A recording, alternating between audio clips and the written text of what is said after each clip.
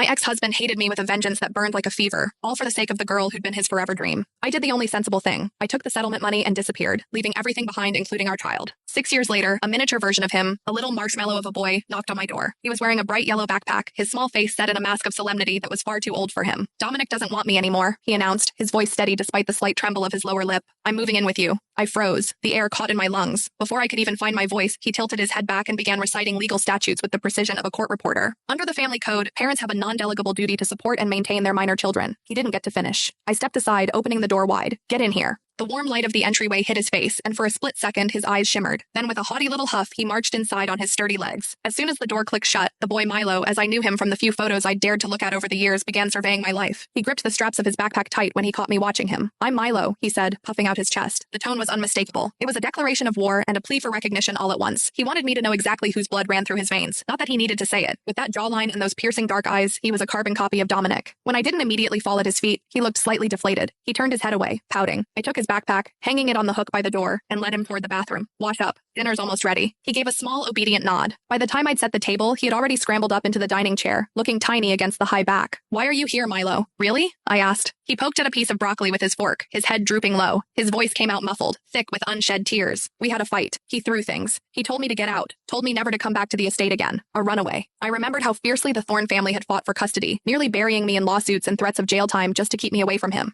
He was their crown prince. I figured Dominic was probably tearing the city apart looking for him right now. Watching him eat, a lump formed in my throat. I hadn't prepared for guests. It was just a simple stir-fry and soup. Milo was clearly a picky eater. He meticulously picked out every sliver of onion and carrot, but eventually only the greens were left. He stared at them like they were poison, stole a quick glance at me, and then, with the dramatic resolve of a martyr, closed his eyes and swallowed them whole. The arrogant little prince who had walked in 10 minutes ago was gone, replaced by a kid who was trying so hard to be good that it broke my heart. It seemed he hadn't been mistreated at the Thorne mansion, but he was certainly disciplined. I cleaned up the dishes, expecting a frantic knock on the door at any moment, but 9:30 came and went. The hallway remained silent. 6-year-olds can only stay awake so long. Milo's eyes were drooping. He pulled a pair of dinosaur pajamas out of his bag and looked around my cramped studio apartment. He wrinkled his nose. Your house is so small. Why is there only one bed? Are we sharing? He asked, a hint of apprehension in his voice. I glanced at the clock, wondering where the hell Dominic was. I sighed and nodded. Yeah. We'll make it work for tonight. I expected a tantrum. Compared to the Thorne estate, this place was a glorified closet. Instead, Milo just bit his lip, a flash of something that looked suspiciously like relief crossing his face. He scrubbed his face, changed into his pajamas, and climbed under the covers. Just like at dinner, he was playing the part of the perfect guest. He wiggled around until he was tucked in like a little silkworm, only his big eyes visible. Then, he reached under his pillow, God knows when he'd hidden it there, and pulled out a book of fairy tales. Aren't you going to read to me? The hope in his eyes was so bright it was almost unbearable.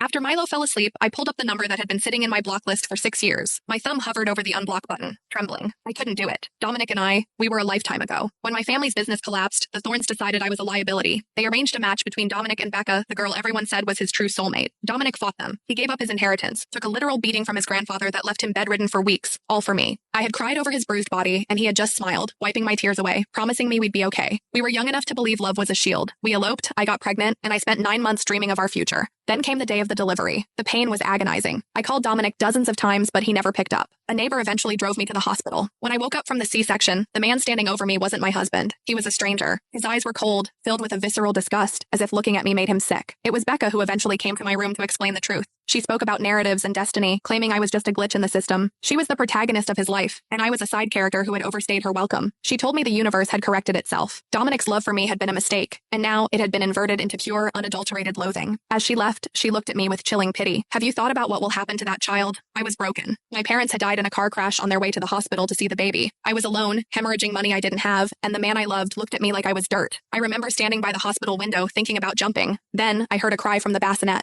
I walked over looking at that wrinkled little life, and a horrific thought took root. If I go, what happens to him? Would Becca hurt him? Would Dominic hate him the way he hated me? Maybe it was better to take him with me. My hands were shaking as I reached for his tiny neck. In that moment, the crying stopped. The baby opened his eyes, red-rimmed and bright, and looked straight at me, as if he were asking for a hug. A nurse burst in a second later, pulling me away. I stared at my hands, cold sweat pouring down my back. I had almost killed my own son. The Thornes heard about the incident. The grandfather came for the child. I didn't fight. I signed the divorce papers, gave up my rights, and took the $2 million settlement. I needed the money for my parents' medical debts and funeral, and I needed to get away before I destroyed what was left of my soul. Dominic never showed his face. He hated me too much to even say goodbye, so I moved on. I told myself it was for the best. Milo rolled over in his sleep, his warm little body pressing against mine. His tiny hand gripped the fabric of my t-shirt, as if terrified I'd vanish if he let go. I brushed a stray hair from his forehead, my heart aching. If he knew that his mother had once considered ending his life, Would he still be sleeping here? He'd probably run as far away as he could. The next morning, Dominic still hadn't called. I couldn't figure out the game he was playing. Milo was 6. He couldn't have found my apartment on his own without help. Had Dominic sent him? I woke Milo up and hailed a cab to take him to his kindergarten. It was across the city, an hour's ride. Before we got out, he gripped my hand, making me swear on my life that I'd be there to pick him up. As we approached the school gates, his eyes suddenly lit up. He saw a sleek black car idling at the curb. Milo pulled me along, but as we got closer to the car, he slowed his pace. He intentionally stepped in front of a chubby little boy who had just stepped out of a luxury SUV. With a voice loud enough for every parent on the sidewalk to hear, Milo chirped, "Mom, you're definitely coming to get me after school, right?" It was the first time he'd called me Mom. The chubby kid stared, eyes wide. "You have a mom? Why hasn't she ever dropped you off before?" Milo lifted his chin, his expression pure Thorn arrogance. "My mom is very busy. She runs a massive company. She took a special day off just to be with me today." He emphasized the word special with a bite. He led me toward the door like a victorious little general, but just before he went inside, he turned back, his composure crumbling for a split second. "You'll be here?" When I didn't answer immediately, panic flared in his eyes. "You promised in the car. Adults aren't allowed to lie to kids." I knelt down, straightening his collar, and ruffled his soft hair. "I'll be here. I promise." He tried to hide his grin, failing miserably. "Fine. I guess I can wait for a little while." I watched him disappear inside, but a nagging feeling tugged at my gut. I went to the front office and asked to speak with his teacher. The teacher was hesitant at first, but then she sighed, leaning over her desk. "Look, I know the Thorn family is complicated, but I have to say something. No matter how busy parents are, the child should come first. Milo has been here for 3 years, and not once has anyone come to a parent-teacher conference. The other kids tease him. They say he's an orphan. It's affecting him, Ms. Thorn. Nobody had ever come. Even if Dominic hated the boy, wouldn't he send an assistant? A nanny?" I felt a surge of rage. For the first time, I wondered if giving up custody had been the right thing. I might have been poor, but I would have given him everything. He was a billionaire's son, but emotionally, he was a beggar. I pulled out my phone and dialed the number I knew by heart. I needed to have it out with Dominic. If he didn't want the boy, I'd take him. I wasn't the broken girl I was 6 years ago. I could raise him. As the phone started to ring, a familiar melody sounded right behind me. My spine turned to ice. I turned around. Standing next to a black Bentley was a tall, imposing figure. 6 years hadn't changed him much. He looked harder, colder, his presence more suffocating than I remembered. He was holding his vibrating phone. His eyes narrowed as he stared at me. "You've been hiding for a long time," he said, his voice a low, dangerous rumble. "Are you finally ready to show your face?"